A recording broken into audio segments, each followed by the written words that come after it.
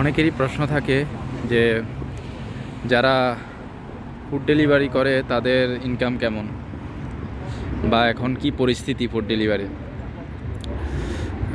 বর্তমানে রোমানিয়া ক্লুজের কথাই বলছি, বা বুকারেস্ট হোক, সব জায়গায় এখন একটু ইনকাম খুবই কম ফুড ডেলিভারিতে। ধরতে গেলে বসে বসে দেখেন সবাই বসে বসে মশা মারছে,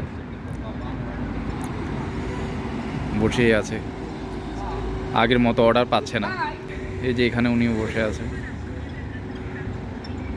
কারণ হচ্ছে প্রচুর পরিমাণে নেপালি নিয়ে আসা হয়েছে ফুড ডেলিভারি কোম্পানিগুলোতে।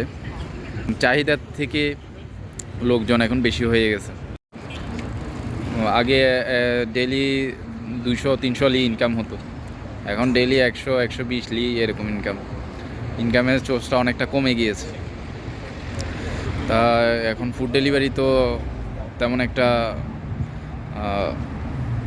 পাওয়া যাচ্ছে না, কারণ যে নেপালি প্রচুর পরিমাণে আসছে ফুড ডেলিভারিতে। এই জন্য যারা ফুড ডেলিভারিতে আসবেন তারা একটু ভেবে চিন্তেই আসবেন, অবশ্যই চিন্তা ভাবনা করেই তারপর আসবেন।